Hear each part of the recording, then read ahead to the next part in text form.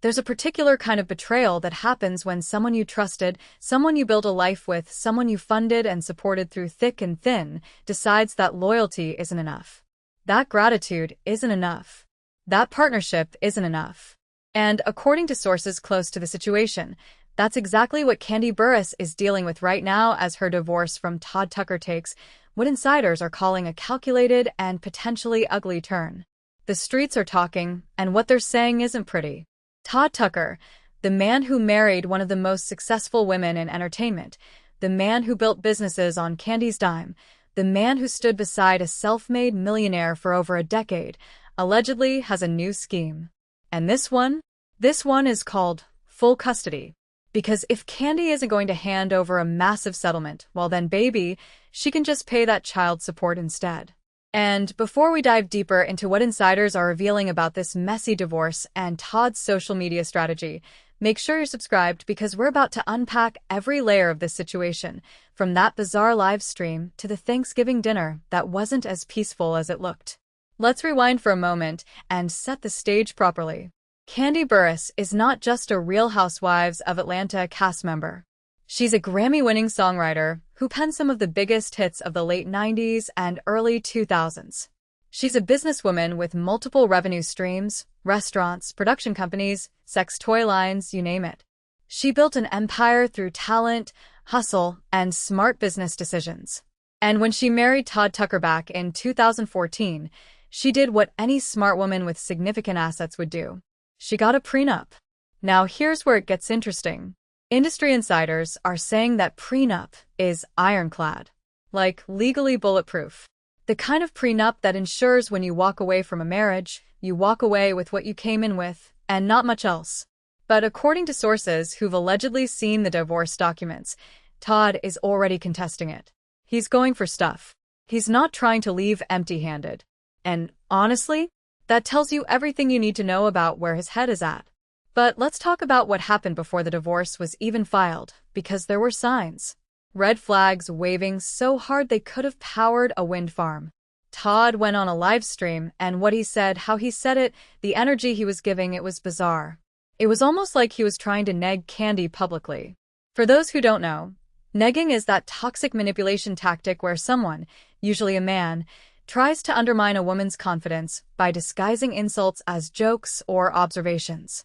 It's designed to make you question yourself, to make you feel less than, to destabilize your sense of worth. In this live stream, Todd was going on about how women with money should let their man control it. How if they broke up, he'd get nothing even though he helped. He brought up hypotheticals about sleeping with Kandi's friends, specifically mentioning Portia, just throwing that name out there like it was casual conversation. He talked about needing a monthly allowance. He compared Kandi unfavorably to Rihanna, saying straight up, "Kandi, you ain't no Rihanna." He went on about how his ex catered to him even when he only had $10, how she cooked and cleaned and slaved. The whole thing was uncomfortable to watch. It felt like a man trying to publicly humiliate his wife, trying to tear her down, trying to plant seeds of insecurity. And for what? Because she had money before they met? Because she continued to be successful? Because she didn't hand over financial control to him? The audacity of it all is staggering. And here's the thing. Kandi divorced him a few months after that live stream. The date of separation listed in the divorce documents is July 2025. That live stream wasn't just a random outburst. It was a preview of the resentment that had been building.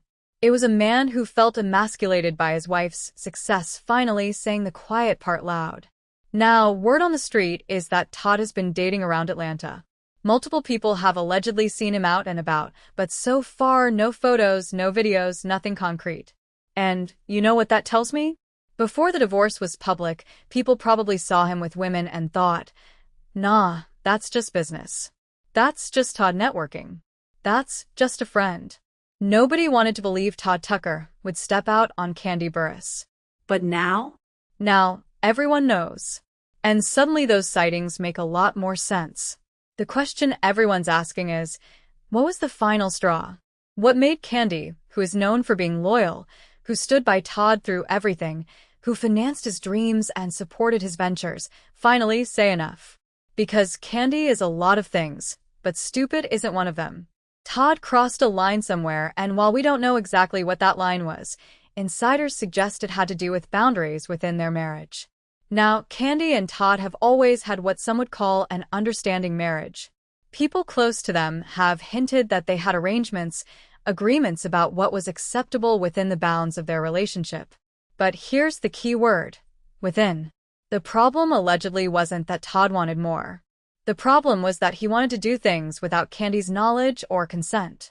He wanted to step outside the boundaries they'd agreed upon.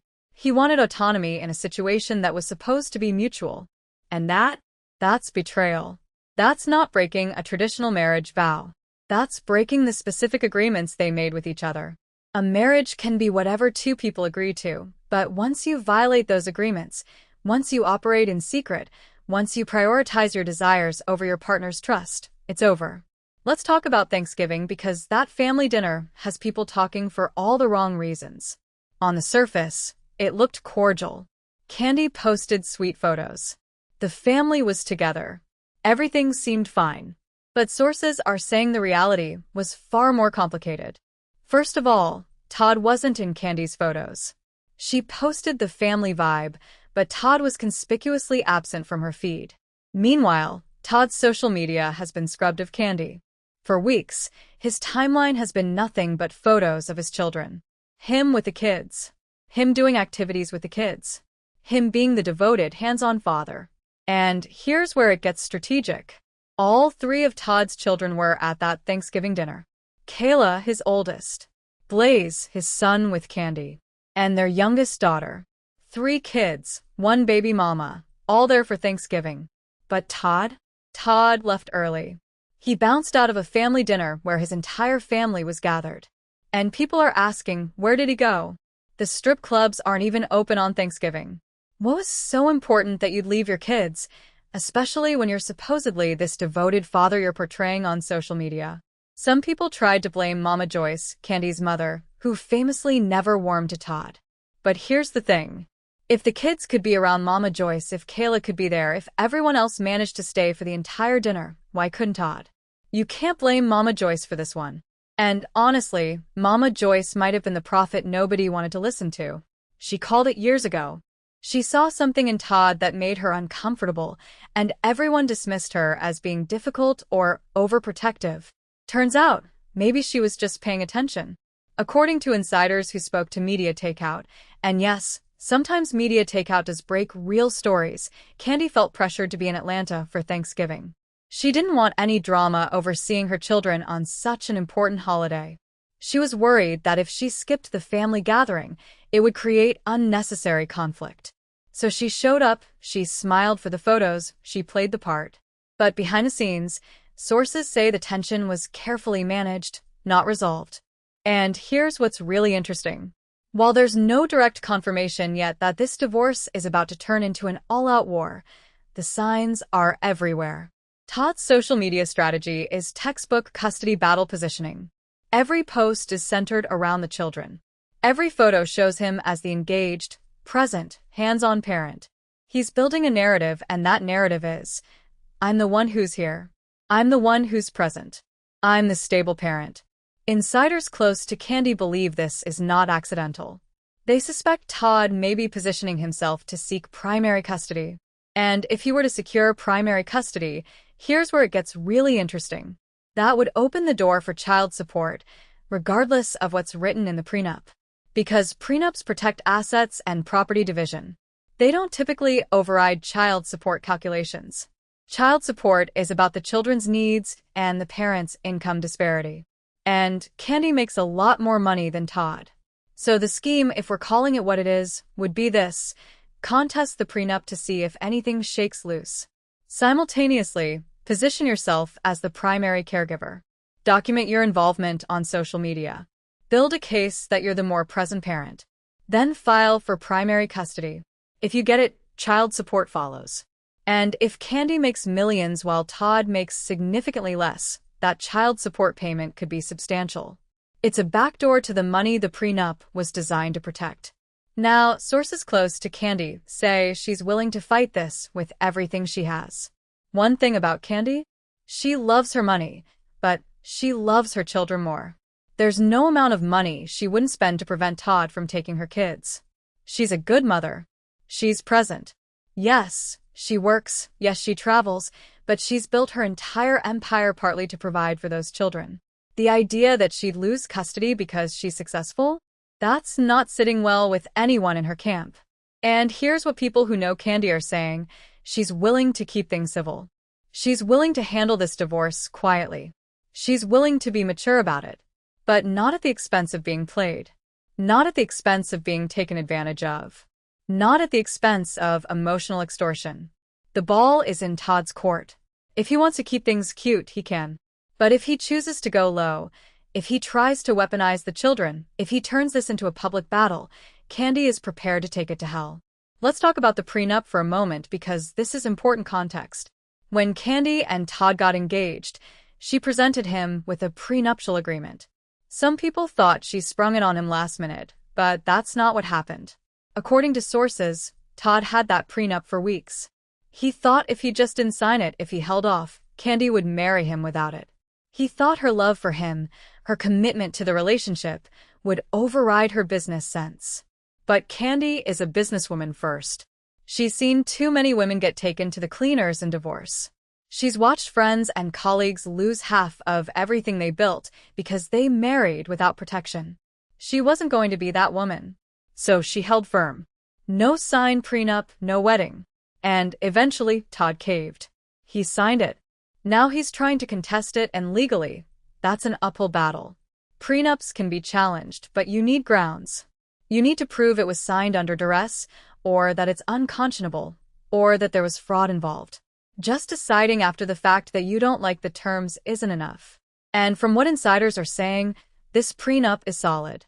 It was done properly, with both parties having legal representation, with full financial disclosure.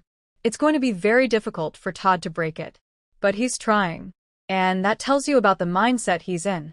He's not approaching this divorce thinking about what's fair or reasonable. He's approaching it thinking about what he can get, how much he can extract, what leverage he has. And the children, unfortunately, might be that leverage. There's a pattern here that's worth noting. When men feel emasculated by their more successful female partners, there's a playbook. They chip away at her confidence. They make her question herself. They publicly or privately humiliate her. They create chaos and stress. They make her cry, make her anxious, keep her off balance. It's about control. It's about power.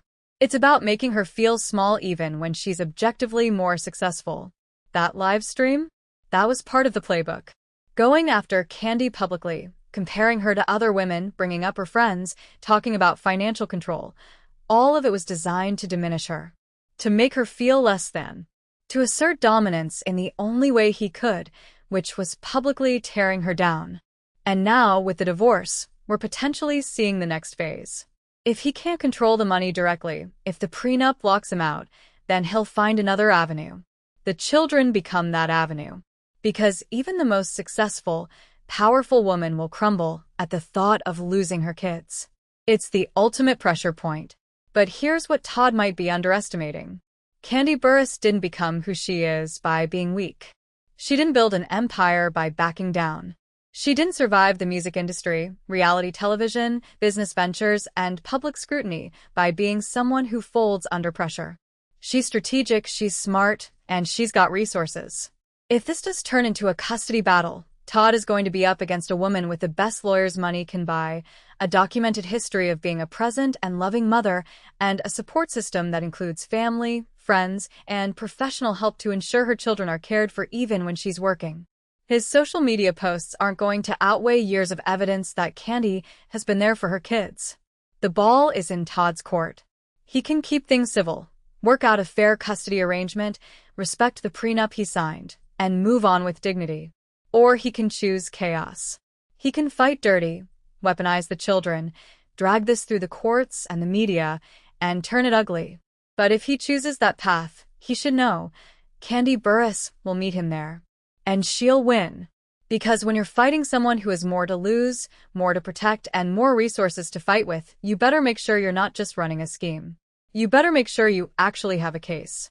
Time will tell which direction this goes. But one thing's for sure. This divorce is far from over. And the next few months, they're going to be very, very interesting.